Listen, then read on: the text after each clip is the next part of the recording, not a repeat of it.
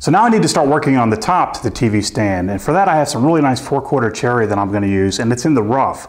So what I'm going to do first is get a nice edge on one side of my joiner, take it over to the table saw and rip it to rough width. So now that I have my top lumber edge jointed on one side and cut the rough width on the other, I need to flatten one face, and to do that I'm going to use my joiner. The only problem is these boards are a little bit wider than the capacity of my joiner.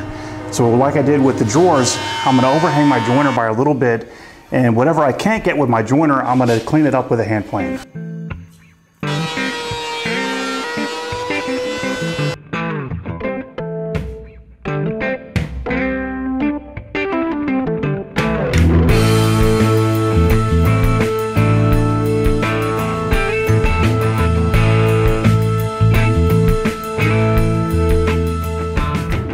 So with a straight edge clamped down to the top and the other end already trimmed, I'm going to cut this top to length with a circular saw.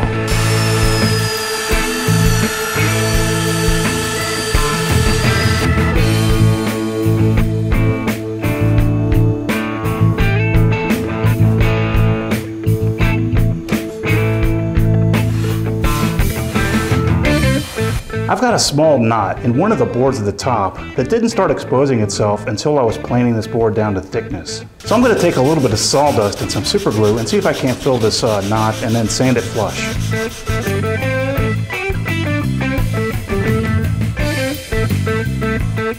The next thing I need to do is make a chamfer underneath the top on 3 sides, and to do that I'm going to use my handheld router.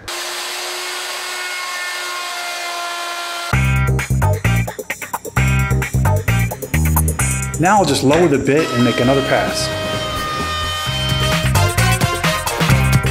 The top was secured using a few biscuit slots and some metal clips. For the drawer pulls for this piece, I need to rip a piece of cherry down to 1 inch wide. Using my miter gauge, I'm just going to cut the ends of these pulls to 20 degrees. Using a core box bit at the router table, I'm going to form a finger recess in the bottom of each drawer pull.